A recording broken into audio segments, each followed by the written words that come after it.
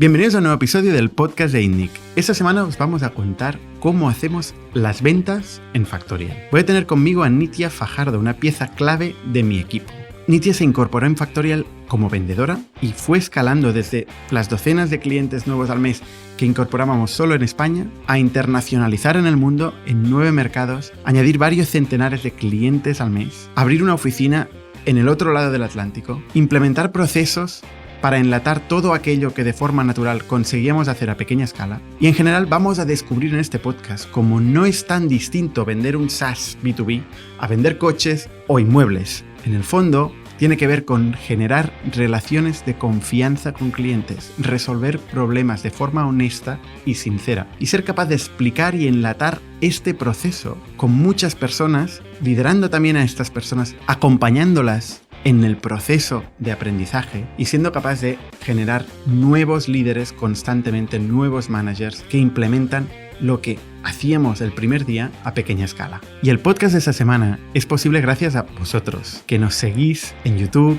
en Spotify, en Apple Podcasts, que nos compartís vuestro feedback de forma transparente, nos gusta muchísimo, seguid haciéndolo, y compartís en las redes los episodios que más os gustan. Muchísimas gracias a todos, y el podcast de esta semana es posible gracias precisamente a Factorial, el software de recursos humanos que ayuda a las empresas a automatizar todas aquellas funciones que son automatizables y permite a los managers y a los responsables de recursos humanos a focalizarse en eso, hacer crecer a las personas, entender la dimensión humana y la estrategia del negocio, tomar decisiones creativas, con información.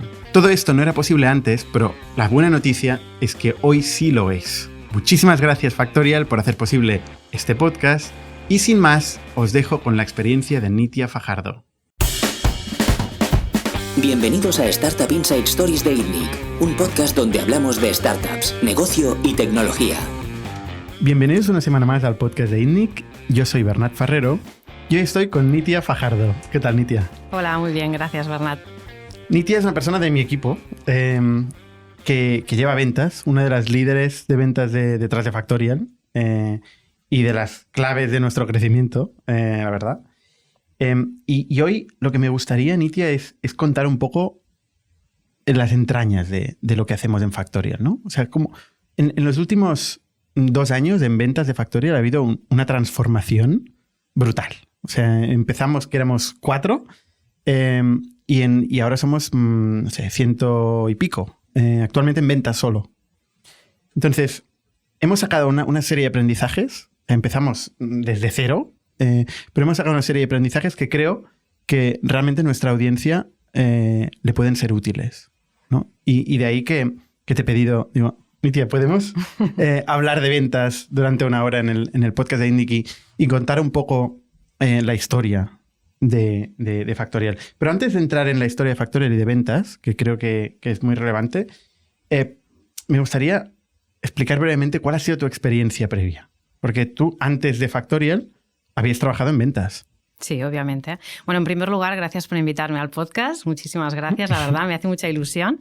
Entonces, bueno, nada, yo llevo pues en ventas unos 20 años. Además, vengo de familia que mis padres se han dedicado siempre al comercio. Yo creo que nací con una caja registradora debajo del brazo prácticamente.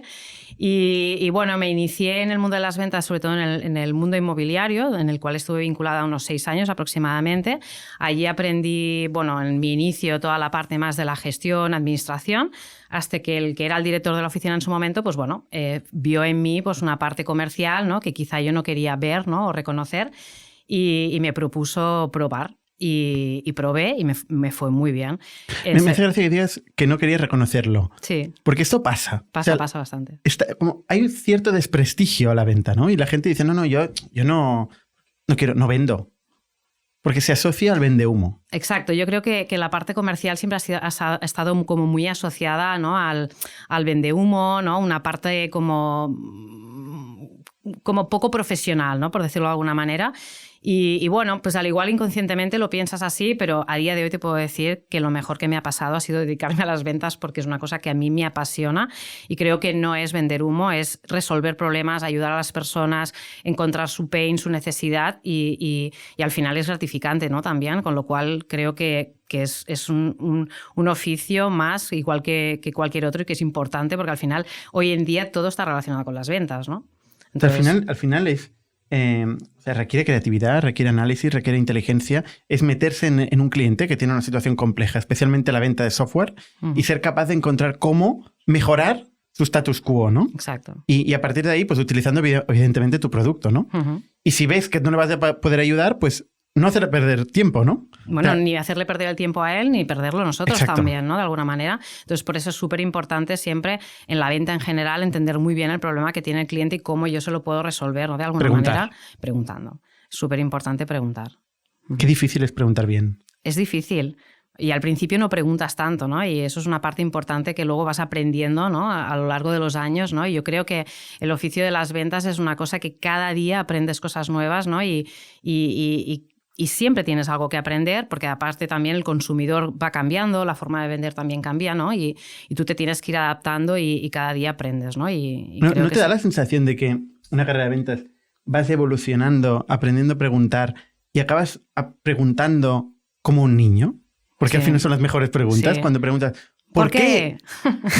Porque algo básico. Sí. No pasa nada por preguntar algo básico. No es cuando sale muchas veces las razones profundas de las cosas, que es donde puedes atacar. Te vuelves cada vez más curioso, ¿no? Realmente. Cada vez eres más curioso y quieres preguntar más y más y más, sobre todo para entender bien, ¿no? Con quién estás hablando, ¿no? Porque al final luego todo ese conocimiento que tú vas adquiriendo, ¿no? En las preguntas que vas haciendo, al final te llevan a entender bien ese problema para ayudarle mucho mejor, ¿no? Y para decirle, oye, y como me has dicho esto, tal, ¿no? Y como me has comentado esto también, ¿no? Y te ayudan también a ser más preciso en la venta, a ser más rápido, a generar urgencia, ¿no? Y es importante. Entonces, en este sector inmobiliario, donde... Volviendo, donde... Por cierto, se asocia más el vende humo. Total, todavía más. ¿Cómo fue la experiencia? O sea, tú entraste ahí como administrativa, ¿no? Y pasaste a vender. Exacto. Yo empecé como secretaria comercial, por decirlo de alguna manera. Y claro, los vendedores salían de la oficina, iban a captar viviendas, traían pues las fotografías, yo metía las fichas en el sistema, pero claro, yo sin ver esos pisos podía conocer la zona, el tipo de vivienda, ¿no? Y me hacía más o menos una idea. Entonces, cuando ellos estaban fuera, los clientes entraban, porque la oficina estaba abierta, ¿no? Era pues horario de oficina o de tienda normal, ¿no? Y entonces yo acababa pues ofreciéndoles, oye, pues en base a lo que me estás comentando, las necesidades que tienes, el tipo de vivienda, los recursos que tienes, ¿no? Porque claro, al final también es un tema de recursos económicos, ¿no? Comprar un piso, pues me hacía más o menos una idea y lo enfocaba hacia una vivienda u otra, ¿no? Entonces les agendaba una reunión, venía el comercial, llevaba al cliente y vendía. Y claro, pues el director de la oficina un día me dijo, oye, estamos viendo que está... O sea, eres SDR. Estaba haciendo como de SDR sin ser SDR, obviamente, ¿no? Y entonces me propuso ser comercial. Le dije, Account Executive. Sí, no se llamaba así. No se le llamaba así, era comercial en ese momento y me lo ofreció. Y recuerdo esa experiencia porque, bueno, o sea, no me había dado tiempo de ir a ver ninguna vivienda, que ese día me senté, pasé de una mesa a la otra, a la mesa de comercial, entró una clienta, se sentó y dije, bueno, pues cuéntame, ¿no? Me explicó y demás, le dije, pues mira, esta tarde a las 5 de la tarde, si quieres, vamos a ver esta vivienda que creo que te puede encajar. No se quedé ninguna más, compró esa vivienda. Volvimos a la oficina, me dejó la paga y señal y fue mi primera venta. ¿El primer día? Primer día. Y de ahí pues empecé a vender. Y hubo un momento que quedó vacante la posición de director de oficina y me ofrecieron el puesto. Entonces empecé a gestionar yo una oficina. Era una oficina que había tenido muy malos resultados, quizá por el tipo de público que había en aquel momento en esa zona del Empordà, ¿no? de Girona. Y esa oficina en más de una ocasión pues consiguió muy buenos resultados y bueno, nos premiaban viniendo aquí a Barcelona, a una cena, en el Ritz, no sé qué, a las mejores oficinas que habían llegado a los objetivos, ¿no? Y bueno, y de allí me ofrecieron una posición de delegado de zona para gestionar a 3 oficinas. Entonces ahí empecé la gestión también de personas, ¿no? Dentro de lo que era con 23 años. Y ahí, o sea, en la venta captabais el producto por un lado, y lo colocabais? ¿Hacíais ambas cosas? Claro, captábamos la vivienda, por eso salíamos por las mañanas a buscar viviendas, gente que quería vender, captación puerta fría totalmente. Obviamente podía venir algún cliente inbound, por decirlo de alguna manera, pero casi todo era puerta fría. Y de ahí pues entraban los clientes y nosotros pues les ofrecíamos el producto que teníamos en ese momento. Uh-huh. Es curioso porque eso me lleva a pensar una cosa que es importante, ¿no? Como un buen líder puede llegar a hacer magia. Porque dices, este mercado no funciona, ¿no? ¿Qué pasa en este mercado? Falla el producto, falla la distribución, falla el marketing. ¿Qué es lo que falla, no? Pero luego tienes un buen líder y de golpe las cosas empiezan a funcionar. Tú tienes identificado en esta oficina en particular, y nos estamos yendo un poco del software, pero en esta oficina en particular, ¿qué es lo que no funcionaba y qué es lo que pasó a funcionar? Tengo algunos puntos claros y creo que van mucho con mi forma de ser, y es que yo no me quedaba en la oficina como directora de oficina esperando a que los comerciales salieran a captar viviendas. Yo me iba con ellos. Desayunábamos juntos, si tenía que subir un quinto sin ascensor, lo subía con ellos. Trabajaba con ellos día a día. Entonces, obviamente, cuando me tenía que quedar en la oficina, pues porque mi rol pasó más a la firma de contratos, a irme a los bancos, a sacar las hipotecas de los clientes y demás, ir al notario y demás, yo iba con el equipo, y creo que es súper importante acompañar al equipo, estar con ellos, que vean que no se te caen los anillos por hacer lo mismo que ellos, ¿no? Y que les estás ayudando de alguna manera también, porque ahí empezó a entrar gente nueva, gente que nunca había estado vendiendo, que, bueno, pues de alguna manera entras en el mundo inmobiliario, que parece que es la parte de la venta más fácil, ¿no? Por decirlo de alguna manera, pero al final todo requiere un aprendizaje, ¿no? Y si tú ya tienes esa experiencia y la puedes transmitir a tu equipo, eso es súper importante, ¿no? Al final estás definiendo el liderazgo, ponerse delante. Totalmente, pero es que es súper importante, ¿no? Porque al final es tener motivado al equipo, ¿no? Fijarles unas metas, ¿no? Realmente, ¿no? De decir, vale, esas metas, y que esas metas no sean a largo plazo, sino metas diarias incluso, ¿no? ¿Qué acciones vamos a hacer hoy? ¿Qué vamos a ejecutar? ¿Qué herramientas tenemos para hacerlo, ¿no? El tener esas metas definidas es muy importante, ¿no? Y luego también, pues, que ellos también sepan dónde pueden llegar, ¿no? Con esa ejecución del día a día, ¿no? De alguna manera. Tú eras súper joven, ¿no? En aquel momento. 23 años. Y pasaste a ser la directora, o sea, pasaste de secretaria de los comerciales, digamos, totalmente, a jefa de los comerciales. A la directora de oficina, sí, sí. La que echabas a los comerciales si hacía falta y les ponías los objetivos. Y los contrataba y les pagaba las nóminas. Porque claro, en oficina y la central estaba en Barcelona y yo pasaba contabilidad todo, me pasaban las nóminas, pagaba las nóminas, hacía todo. ¿Y esto lo vivieron bien? ¿Los comerciales? Bueno, los comerciales eran gente mucho más mayor que yo, obviamente. ¿Y de golpe una chica de 23 años que ha llegado como secretaria pasa a pagar sus nóminas? ¿Cómo lo vivieron? Bien, porque yo creo que había muy buena sintonía y yo siempre me consideraba una persona que no suelo crear malas relaciones. En mi caso, genero buenas relaciones, y si eres humilde, trabajas bien y la gente te quiere, pues al final pues, no tiene por qué realmente haber ningún tipo de mal rollo, ¿no? ¿Cómo sales de la inmobiliaria y te vas al software? Bueno, salgo por amor. ¡Ostras! Sí, porque decido venirme a vivir a Barcelona. Entonces vengo, obviamente, aquí a trabajar, ¿no? Rechazo una oportunidad todavía de crecer más como directora de muchas más oficinas en la zona de Girona, porque viniendo a vivir a Barcelona pues era bastante imposible, ¿no? Entonces decido dar un paso atrás y gestionar la oficina de Poblenou, de ese grupo inmobiliario, que la tenía súper cerquita de casa además, porque vivo aquí. Y de ahí, obviamente, pues no decido ya marchar. Llega un momento que hay una burbuja inmobiliaria que todos conocéis, en 2007 peta esa burbuja inmobiliaria y decido irme. Aparte del mal liderazgo que había en ese momento por la dirección comercial de la zona de Barcelona, con un líder que realmente nos hacía la vida imposible y era súper difícil trabajar, ¿no? Por eso lo que decía antes, ¿no? De cómo vive un equipo, ¿no? En una oficina cuando ponen a alguien mucho más joven, ¿no? De golpe pasa de secretaria a directora, ¿no? Pues si tú tienes un buen feeling con la gente y hay buena sintonía, pues se vive bien.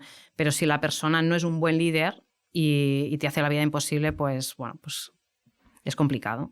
Y eso fue un detonante, el liderazgo de esa oficina, de esa zona, ¿no? Porque la oficina la llevaba yo, y la burbuja inmobiliaria.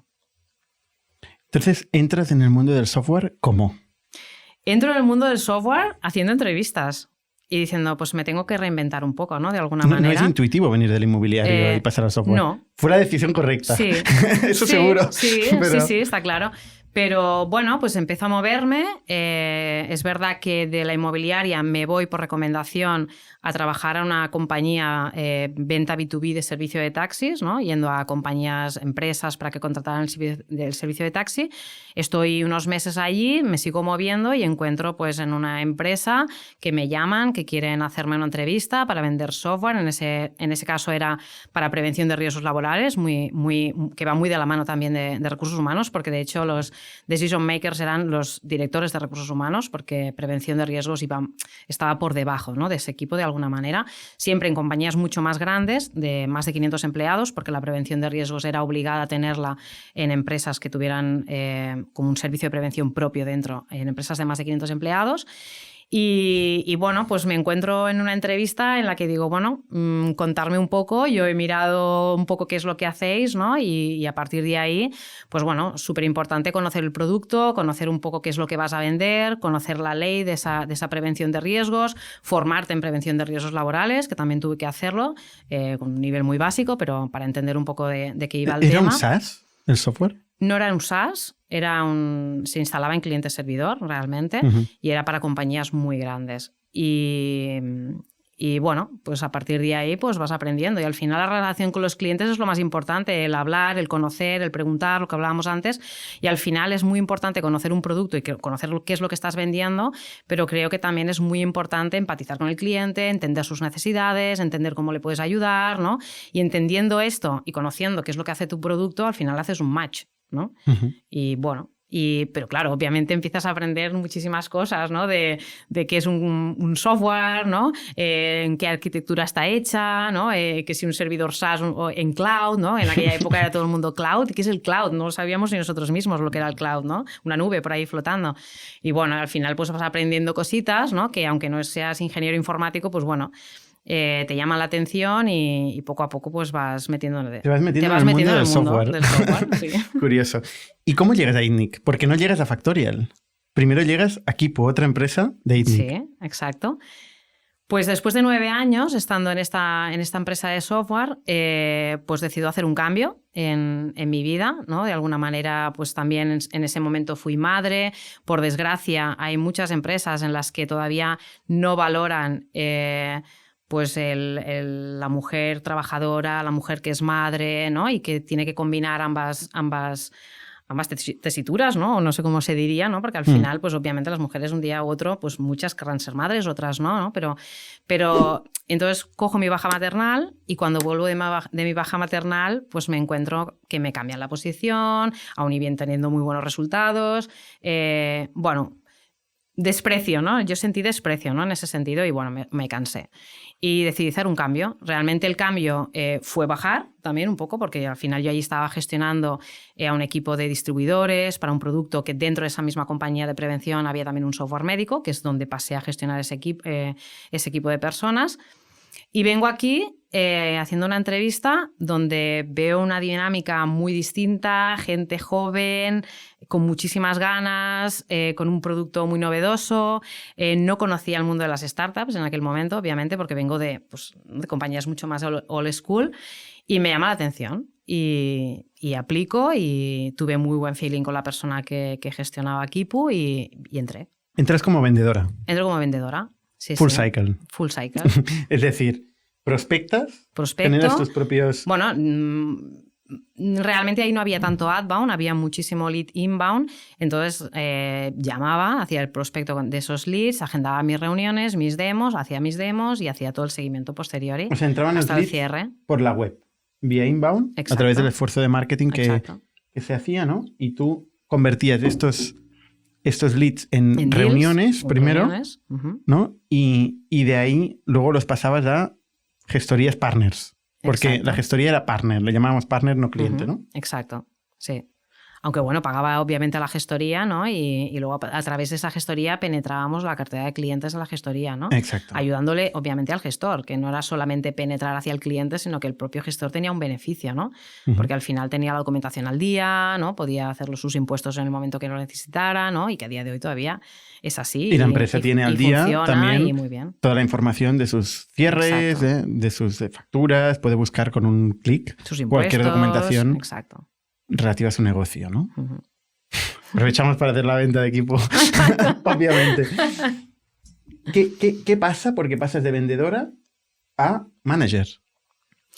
¿Qué pasa? Bueno, al final también dentro de lo que es Kipu pasan una serie de cambios y demás, donde intentamos de alguna manera vender también no solamente la parte, ¿no? Al final intentamos buscar cuál es el problema de una empresa, ¿no? Que es no solamente la gestión de la facturación, sino también toda la gestión del personal, ¿no? de una compañía, y empezamos también a vender, al tener esos partners, ¿no? Y tener ese software de gestión de facturación, el vender el servicio del todo en uno, ¿no? Que llamábamos en ese momento, donde vendíamos pues el software al cliente y le vendíamos también el asesoramiento a través de un asesor fiscal contable, partner nuestro, para venderle todo el servicio, ¿no?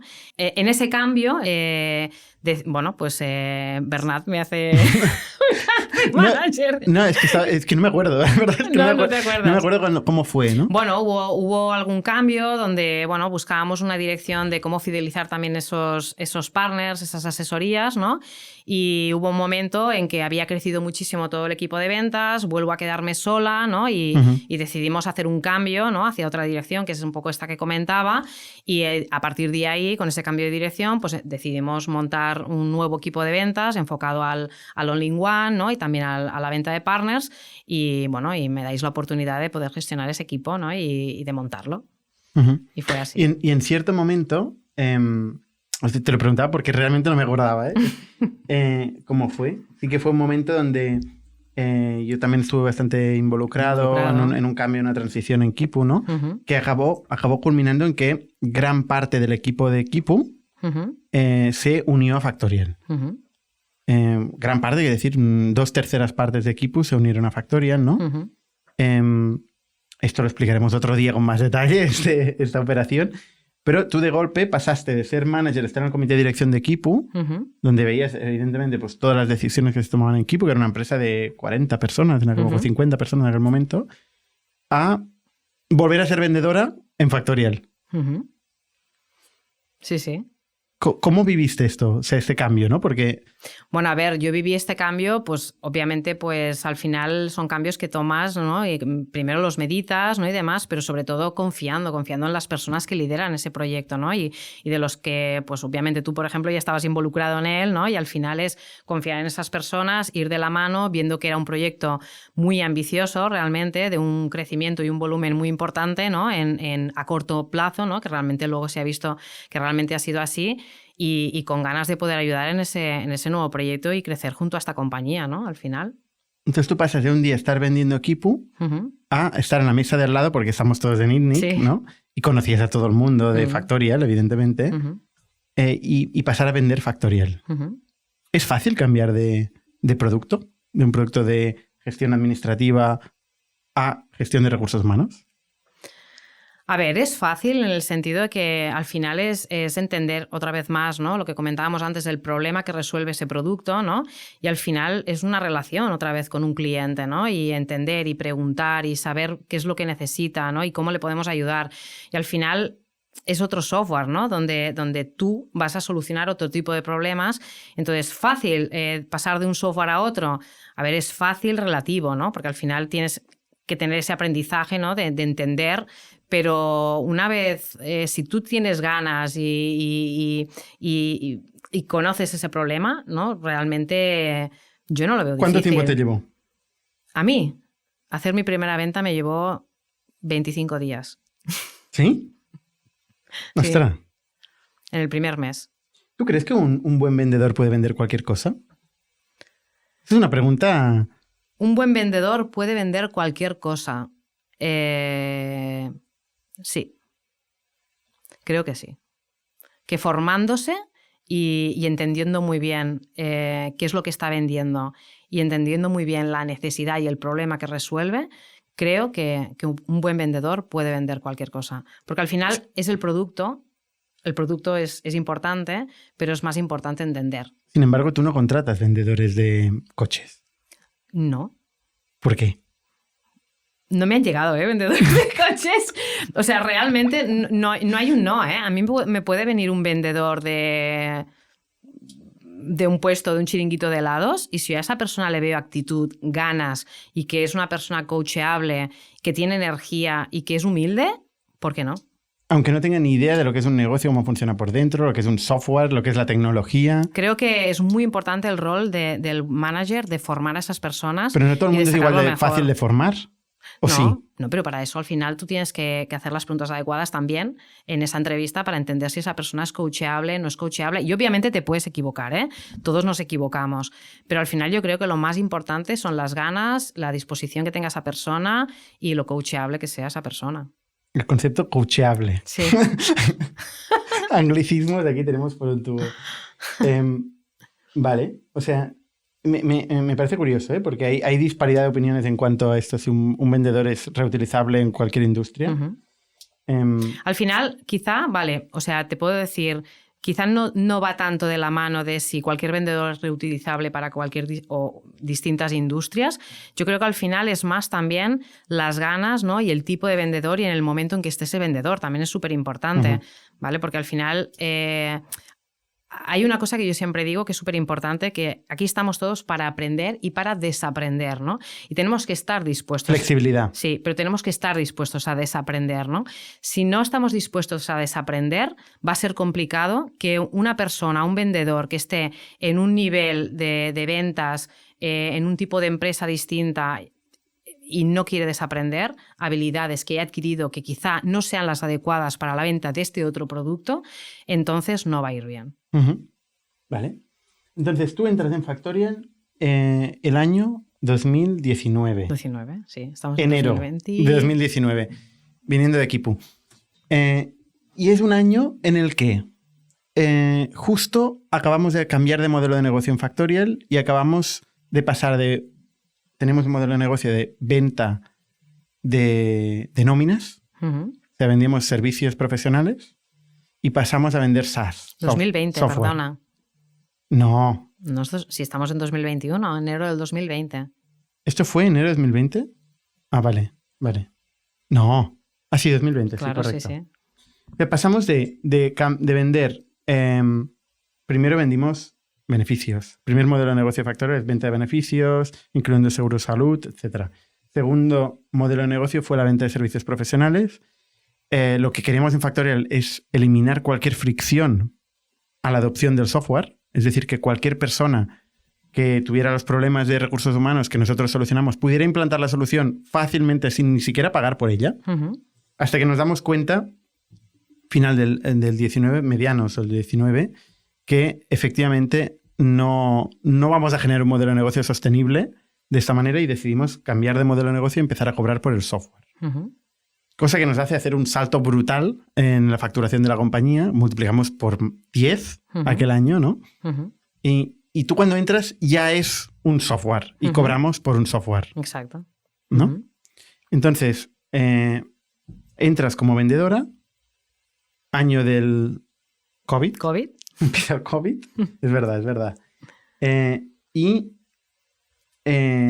Bueno, pasamos la peor época del COVID, que ahí tampoco contratamos demasiada gente, nos mantenemos un poco cautos. Uh-huh. Y ya cuando vemos que estamos saliendo, empezamos a crecer. Uh-huh. Y empezamos a contratar a gente. Uh-huh.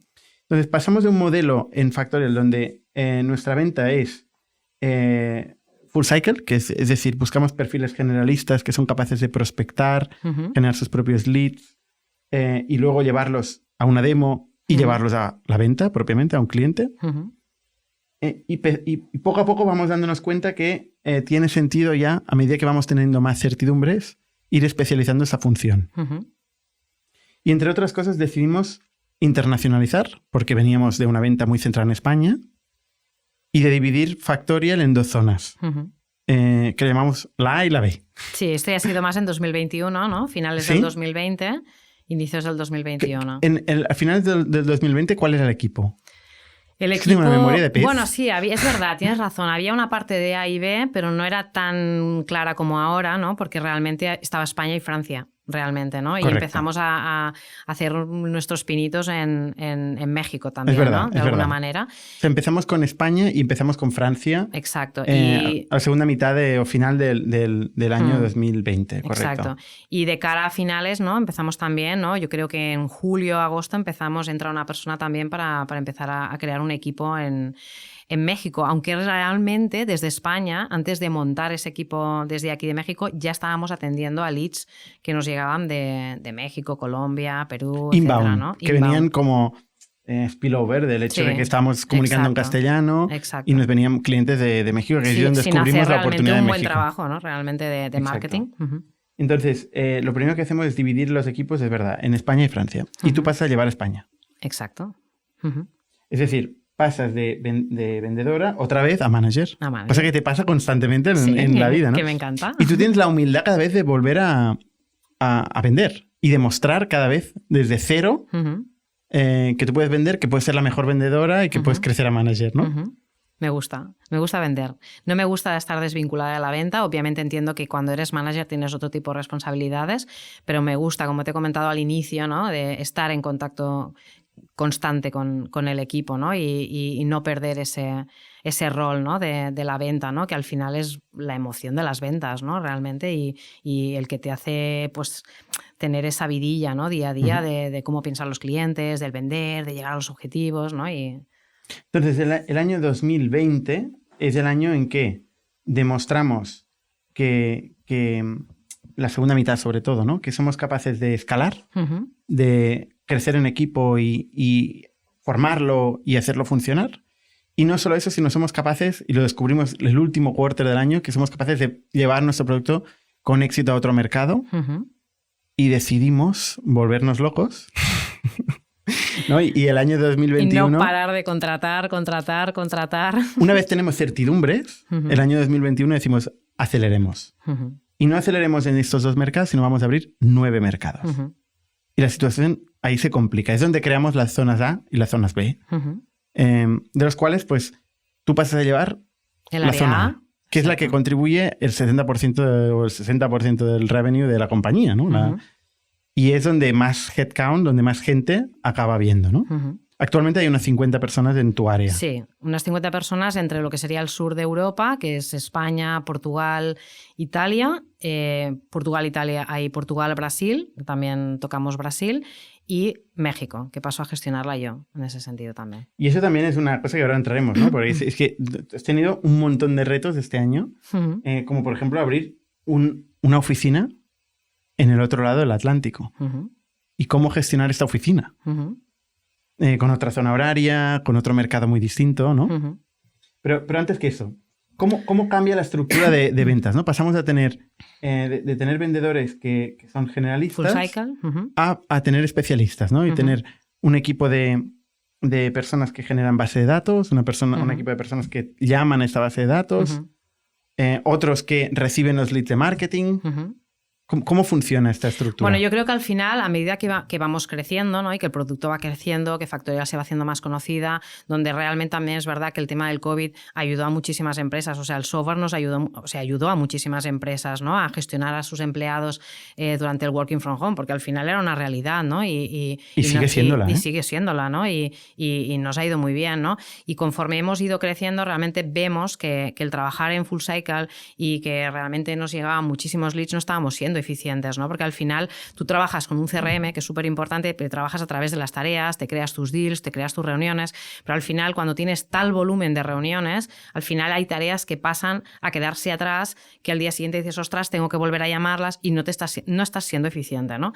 Y llega un momento que nos planteamos decir, oye, tenemos que ser más eficientes, montar una máquina, ¿no? Y que esta máquina vaya generando, ¿no? De alguna manera, y empezamos a pensar en trabajar en especialización. Entonces creímos que era el momento adecuado, entonces montamos un equipo de inbound, una persona empezó, básicamente, esa persona empezaba a gestionar todos los leads que venían de las campañas de marketing y entonces empezamos a montar también un equipo de outbound, ¿no? Porque nos damos cuenta que no todo lo que te llega siempre a través de inbound es tu cliente ideal, ¿no? Y que luego quieres más volumen, o sea, claro, quieres controlar aparte, el crecimiento. Obviamente, y quieres más volumen, ¿no? Y demás, ¿no? Y es decir, bueno, vamos a atacar este tipo de compañías que estamos ayudando, ¿no? Ya en clientes existentes, ¿no? Y entonces empezamos a montar un equipo de SDRs, tanto de inbound como de outbound, y el equipo de accounts executives pasa a ser pues la persona que gestiona el deal, ¿no? De alguna manera. Ellos lo crean y ellos lo gestionan. Un deal es crear en HubSpot, en el CRM que utilizamos nosotros, crear un negocio, una oportunidad de negocio. Y esa oportunidad la vas moviendo en las diferentes etapas del funnel de ventas hasta llevarlo al cierre. ¿Cuándo se crea la oportunidad? En el momento en que generas una reunión, nosotros creamos una oportunidad. Creemos que allí ya hay una oportunidad de negocio. O sea, nosotros no vendemos sin reunión, sin demo. No. Siempre hay una mínima, siempre que, es decir, sí, obviamente se vende sin demo porque el producto es tan sencillo e intuitivo que hay muchísima gente que se registra, lo prueba gratuitamente y pagan, ¿no? Pero el esfuerzo de ventas principalmente está enfocado a las empresas un poco más grandes. Exacto, a partir ya de una pyme de 20 empleados, ¿no? Porque a partir de menos empleados nosotros tenemos workflows de marketing donde les ayudamos, tenemos personal de soporte, tenemos chat y siempre vamos a estar dispuestos a ayudar a cualquier empresa que necesite, por muy pequeña que sea, la ayuda por parte del equipo de ventas, del equipo de Customer Experience o de quien sea, ¿no? Pero realmente el esfuerzo de ventas nosotros lo empleamos directamente ya en compañías un poco más grandes donde realmente necesitan, ¿no? de un asesoramiento más importante porque al final no es solamente subir los empleados a la herramienta, ¿no? Tienes que crear muchas veces equipos, departamentos, tienes que crear oficinas distintas, tienes que crear roles, ¿no? ¿Qué tipo de permisos tendrá cada rol dentro de lo que es la herramienta, ¿no? En Factorial. Entonces necesitan una consultoría, ¿no? más y una ayuda más especializada, ¿no? Y ahí es donde entra el equipo de ventas realmente, ¿no? Nosotros al final no somos comerciales, nosotros somos consultores realmente. Por eso es complicado una persona que lleva vendiendo coches toda la vida que de golpe se convierte en un consultor de recursos humanos, ¿no? Según lo mires, ¿no? También puedes ser una persona que sea un consultor, ¿no? Y ver qué necesidades tienes, ¿no? Más allá de ir montado en un 4 ruedas, ¿no? ¿Qué necesidades tienes para venderte un coche mucho más potente o menos potente? Pues ¿cómo encuentras este equipo? Este equipo de más de 50 personas que tienes actualmente, ¿no? ¿De dónde lo sacas? Bueno, lo saco porque al final nosotros intentamos movernos muchísimo, creamos ofertas de empleo, la gente aplica, hemos montado un equipo especializado de talent únicamente para el equipo de ventas, ¿no? Donde vamos haciendo entrevistas continuas y bueno, a partir de ahí... ¿Quién hace las entrevistas? Las entrevistas las hago yo, los hacen mis managers, las hace el equipo de talent, las hacemos entre todos, obviamente. Y ha llegado un momento que llevas 50 personas, no puedes estar en todas las entrevistas, ¿no?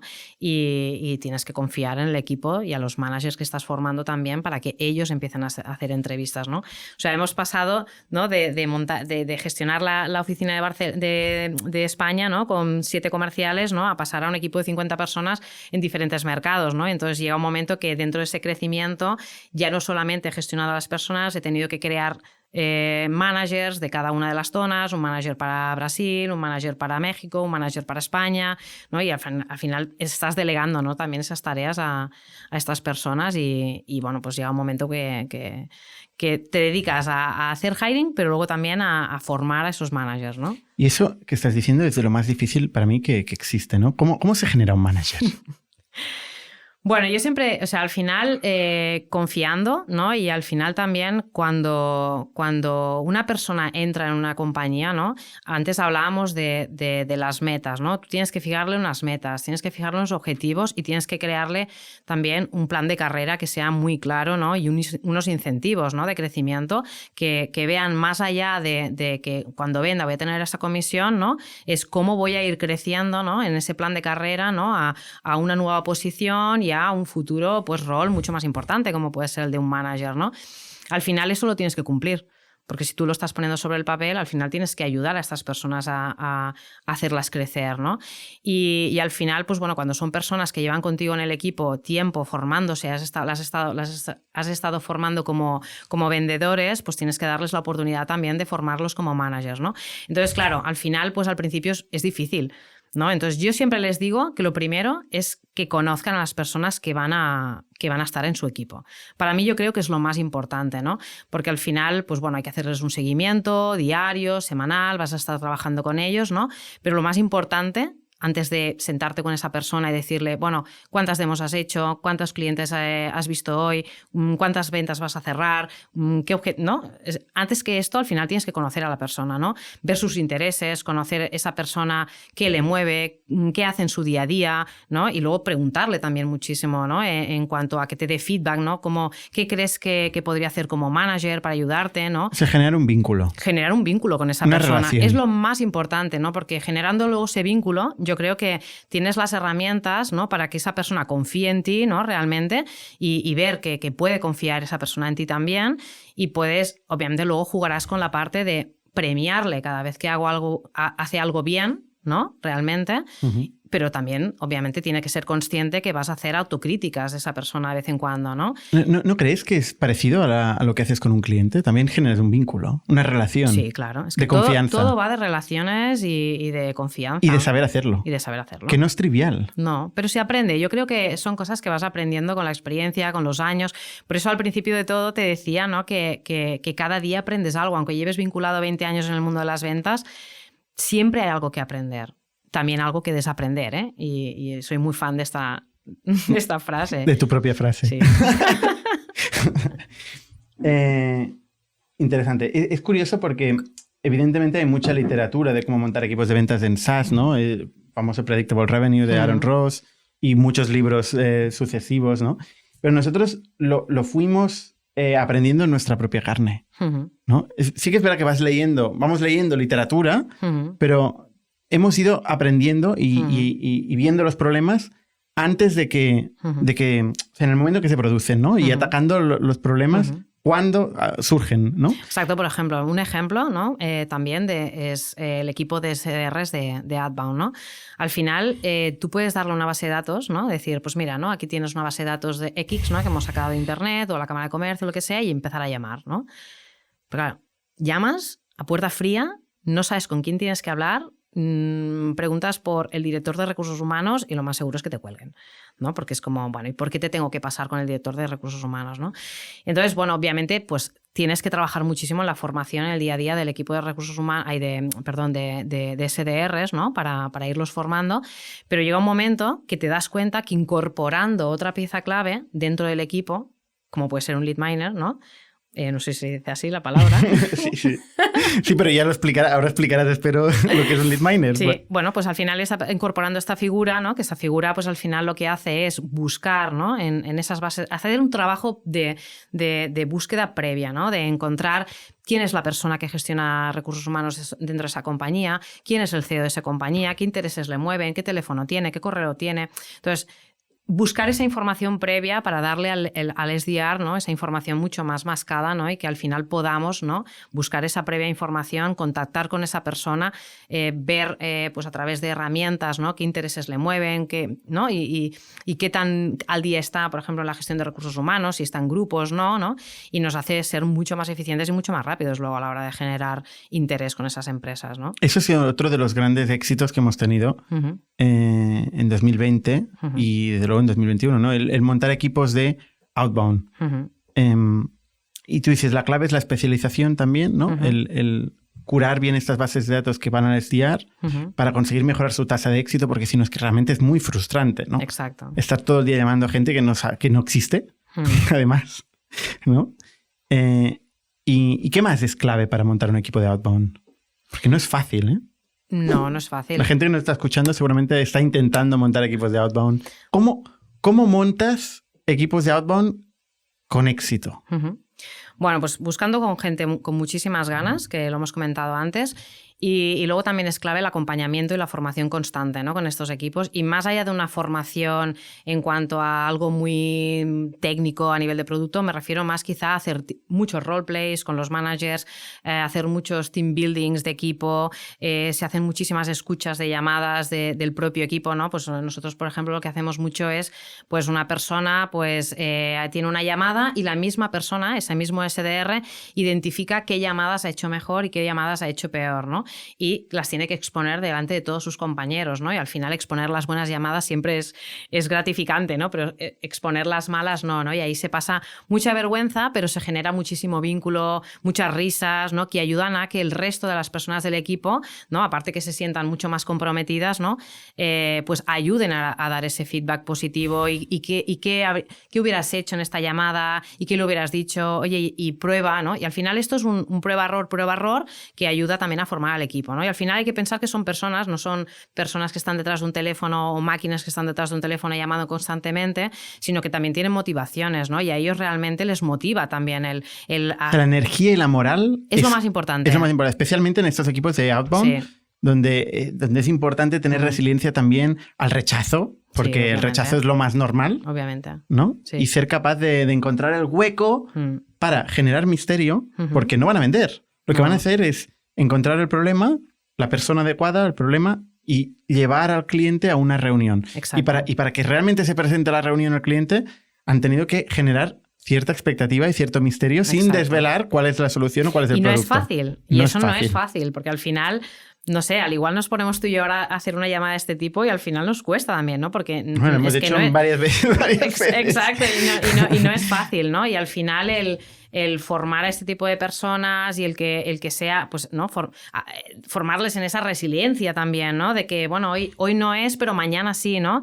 Y eso es lo que me importante. parece increíble es que después de tanta literatura de SaaS y de tanta historia, al final tú dices, ¿cuál es la clave? Y me vuelves a decir lo mismo que me decías en la oficina inmobiliaria, que hay que acompañar a las personas, ¿no? Hay que formar, hay que invertir en la formación. Para mí hay unos valores que son muy importantes y es no dejar nunca de ser personas y estar siempre acompañando a tu equipo y en la vida en general, a las personas que más quieres y a las personas que necesitas, ¿no? Y sí, amor, dar amor. Muy hippie. Sí, es muy hippie. Y luego, y no solo eso, sino enseñar, porque esto no lo puedes hacer con 50 personas, sino enseñar a tus managers a que hagan lo mismo. Exacto.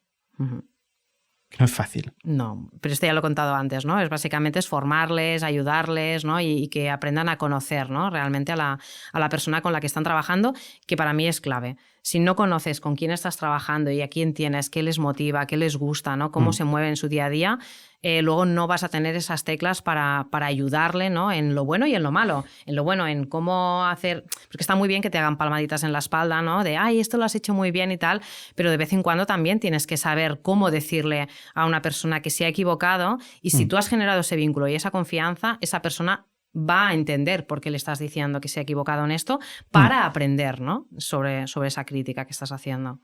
Para resumir un poco lo que hemos contado hasta ahora, podemos decir que nuestra fase de 0 a 1, y cuando digo 0 a 1 me refiero en términos de millones de euros de ARR, por ejemplo, ¿no? De 0 a 1 millón de euros de ARR estuvimos explorando y encontrando nuestro modelo, ¿no? Con full cycle, sin especialización, personas muy generalistas, muy resilientes y muy flexibles, que eran capaces de ir encontrando el camino sin muchas certidumbres. Y ya luego el modelo de 1 a 10, que estaríamos saliendo ahora de esta etapa, ¿no? Es la etapa de escalar y especializar, ¿no? Y luego fichar mucha más gente, ¿no? Y desarrollar managers. ¿Cómo se fijan los objetivos en Factorial? Que yo hago lo más fácil. O sea, a ver, yo digo 10, 15 millones de euros de ARR. Y es cuando decimos Pero luego, ¿qué pasa? O sea, ¿cómo este número que cae del cielo, cómo acaba pasando y llegando a los equipos?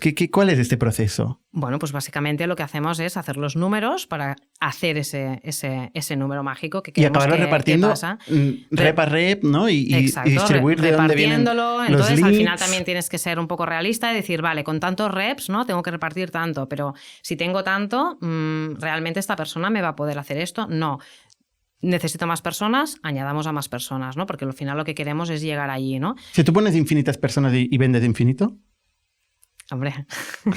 ¿Cuáles son los factores limitantes? O sea, por un lado, los leads. Que eso es una conversación constante con marketing, ¿no? Exacto.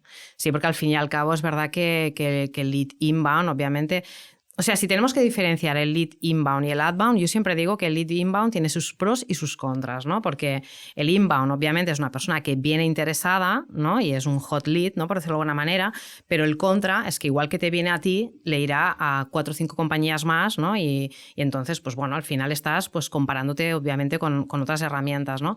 Y el outbound es más difícil de atacar, pero yo estoy segura que cuando entras en esa cuenta de outbound, el cliente te ha visto a ti y si tú generas un vínculo muy importante y una relación importante, tienes más probabilidades de venderlo tú primero por haber entrado antes en ese problema que tiene ese cliente y que quieres ayudarle. Uh-huh.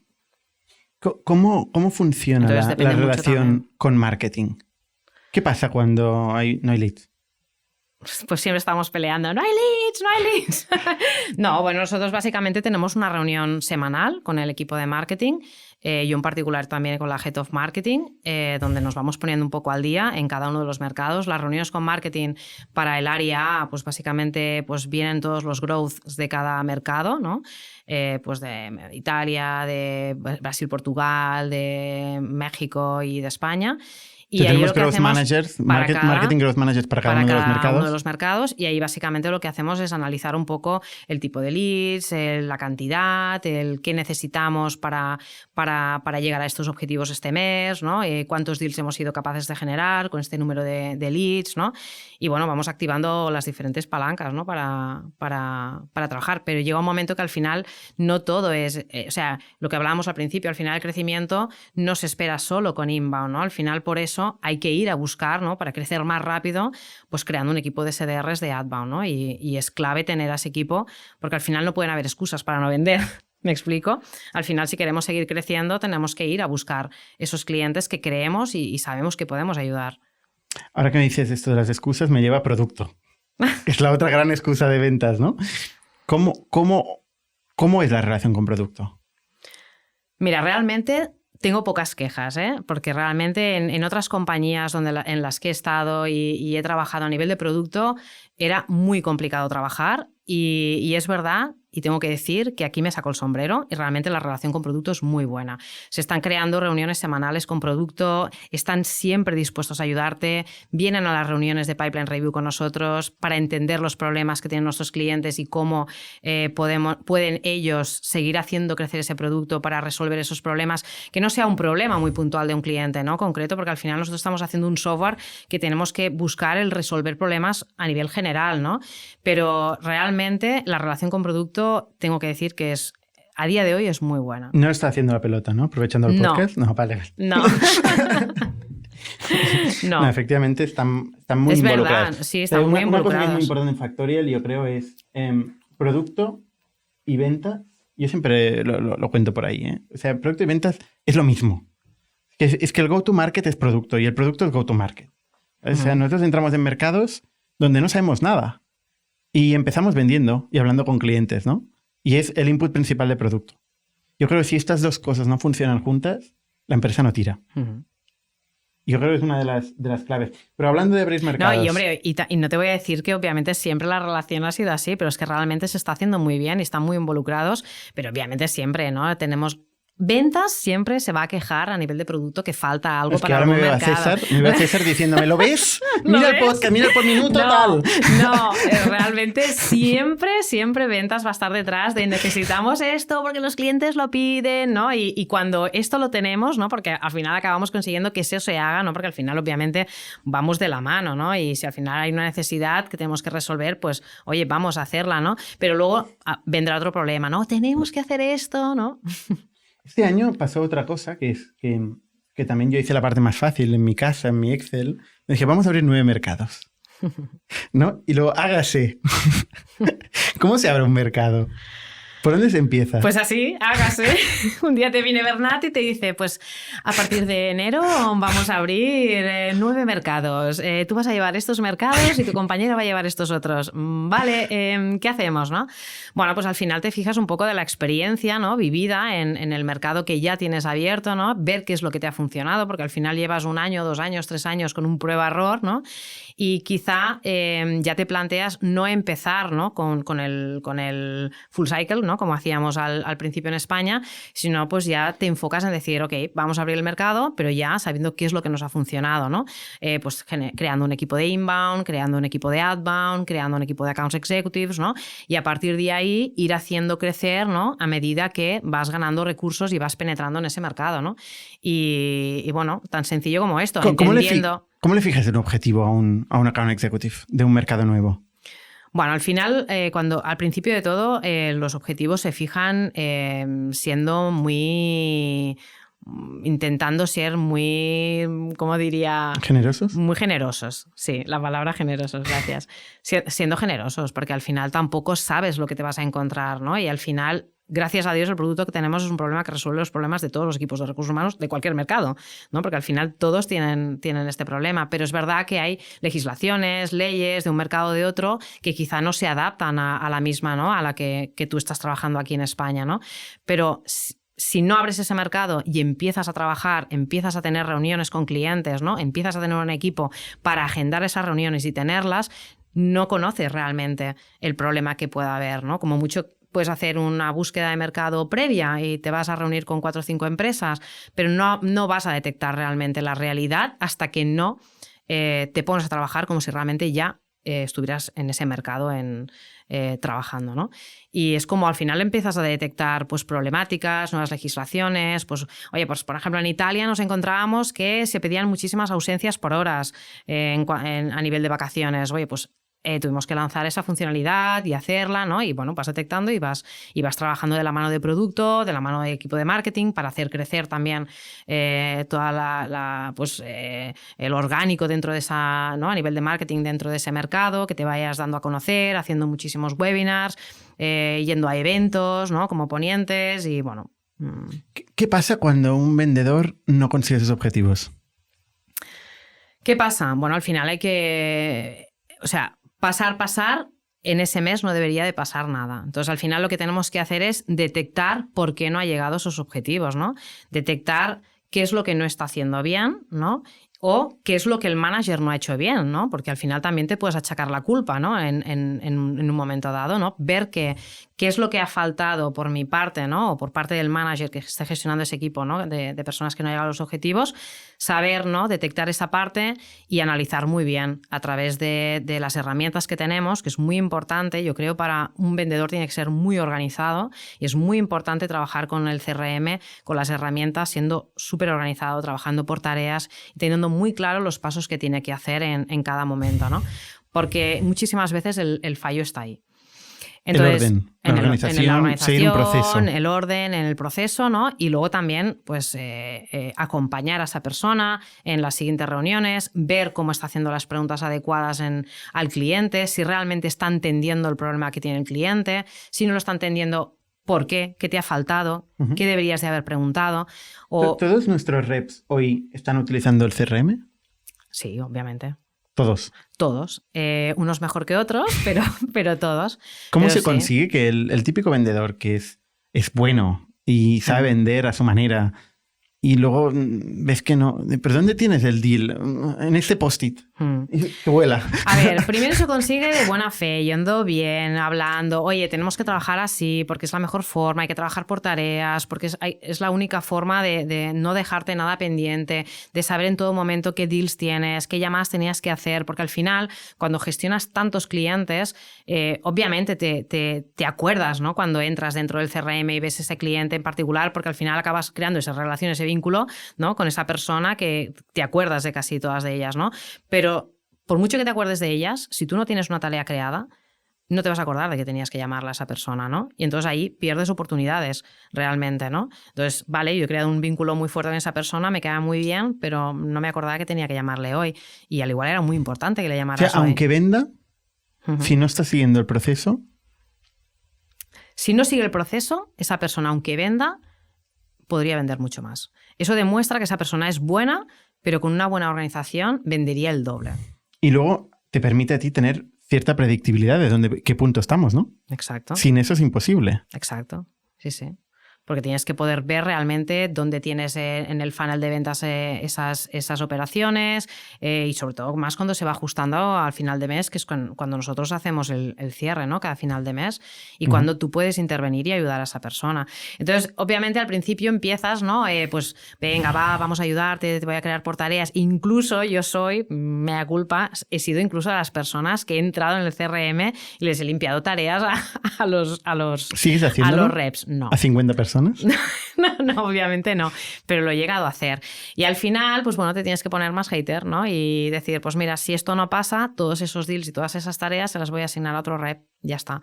Y es la forma. Y esto funciona. Y funciona. Se enfadan, obviamente, porque se enfadan, ¿no? Y entonces corriendo, ¿no? Se ponen las pilas. Pero bueno, eso no quiere decir que al día siguiente ya estén trabajando correctamente. Luego tienes que volver a estar encima, ¿no? De esa persona para que sea organizada, tareas, ¿no? Y por eso es importante, conforme también la compañía va creciendo, ir creando pues esos managers, ¿no? Para que puedan gestionar a esas 7, 8, 10 personas, ¿no? Y puedan emplear ese tiempo en ir revisando día a día las tareas de un account executive, ¿no? Porque al final tú no estás haciendo de policía, tú estás haciendo un mejor account executive, realmente. Correcto. Y a nivel de herramientas, para repasar un poco las herramientas que utilizamos en Factorial, ¿cuáles son las herramientas de tu día a día? Pues las herramientas de mi día a día son HubSpot, básicamente. Que además en HubSpot pasa todo el ciclo de ventas de un cliente, desde el lead primero, cuando se ha generado tanto en outbound como en inbound, la primera oportunidad pasa ahí. O sea, si se ha bajado un white paper o un template nuestro, todo lo que ha pasado, los emails que ha abierto, newsletters que le ha mandado marketing, todo esto pasa ahí. Y luego todo el proceso de ventas entero pasa en HubSpot. Y por cierto, todo el proceso de account management y después de Customer Experience también pasa en HubSpot. Exacto. HubSpot es la herramienta principal y luego tenemos otro tipo de herramientas. Tenemos LinkedIn, usamos mucho LinkedIn sobre todo para la parte de prospección, el equipo de SDRs. Incluso el propio account executive también la utiliza, ¿no? para en un momento dado contactar con esa persona. Utilizamos Gong también, es una herramienta que hemos descubierto y que realmente funciona muy bien, sobre todo para formar y coachear, ¿no? al account executive para que él mismo pueda ver eso. Al final Gong es una herramienta que te permite pues, bueno, grabar, ¿no? Esas reuniones, ¿no? Y que te las transcribe y al final te mide un poco también, ¿no? la interacción que has tenido con el cliente, te mide bueno, pues toda esta parte.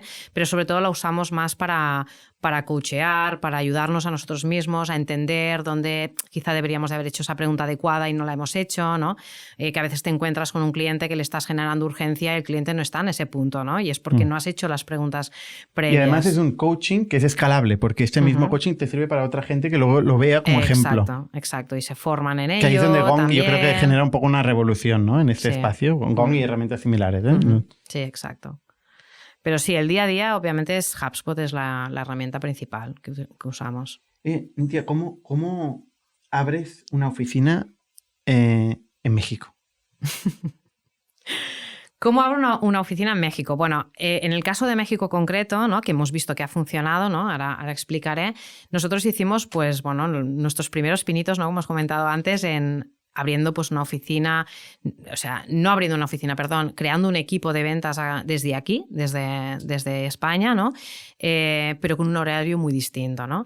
Y al final, el tener imaginaros, ¿no? Un equipo de 80 a 70 personas que hacen un horario de oficina aquí de 9 a 6, 7 de la tarde y ver que ellos, un equipo mucho más reducido, enfocado a ese mercado, se tienen que quedar hasta las 10, 11 de la noche y todo el mundo ya se ha ido, realmente... O peor, están ahí tomando cervezas. Bueno, claro, o no lo puedes... Sí, exacto, ¿no? Y están tomando sus cervezas aquí al lado, ¿no? Y demás, y ver que tú te tienes que quedar, ¿no? Obviamente ellos han entrado con esas condiciones, en ese horario laboral, pero no genera vínculo, no genera... Crea un sentimiento distinto, ¿no? Y luego, aparte, el acercamiento también de cara al cliente, ¿no? Y sobre todo cuando está tan lejos, ¿no? Estamos hablando de miles de kilómetros, ¿no? Decidimos probar y decidimos arriesgar y decir, creemos que la solución está en abrir directamente una oficina en México, ¿no? Entonces, a partir de ahí empezamos a hacer entrevistas buscando a una persona que no fuera un manager de un mercado normal, sino una persona en la que tú puedas confiar, hacerle la entrega de llaves, por decirlo de alguna manera, porque al final va a estar a miles de distancia, ¿no?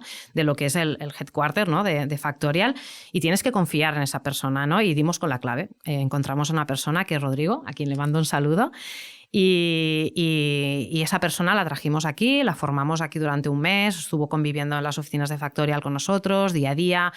Es verdad que esa persona ayudó muchísimo porque es una persona que no necesitaba que la fueras guiando, sino que él mismo pues se ponía a hacer coaching con marketing, con producto, con cualquiera que pasaba por allí. Quería saber cuál era su rol, ¿no? Una persona muy curiosa y que tenía muchísimas ganas y muchísimas energía y muchas ganas. Energía, totalmente, ¿no? Muchas ganas empatía, de aprender, humildad.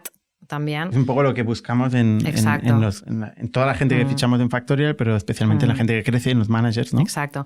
Y esa persona, un saludo a Rodrigo desde aquí. Sí. Te queremos mucho. Y esa persona fue, pues voló. Rodrigo montó la oficina, encontramos unas oficinas en Ciudad de México y a partir de ahí, pues bueno, con ese cambio de horario entre los dos, haciendo entrevistas para accounts executives, para SDRs inbound, SDRs de outbound, formación. Y, bueno, actualmente un equipo de 14 personas, ¿no? Aproximadamente, sí, porque incluso hemos montado un equipo de Customer Experience, bueno, tenemos de todo ya allí. Oye, Nithya, pues muy interesante tu historia, obviamente. Nos quedan muchísimas cosas por entrar, pero lo haremos en una segunda parte. Muy bien. Muchísimas gracias por compartir. Gracias por invitarme. Hasta la semana que viene. Somos un ecosistema de startups tech de Barcelona, creadores de Camalún, Kipu y Factorial, entre otras. Ofrecemos más de 5.000 metros cuadrados de coworking a startups y organizamos eventos diarios para discutir negocio y tecnología hasta la saciedad. Desde ITNIC Fund invertimos en equipos con capacidad de construir grandes productos y negocios. ¡Te esperamos!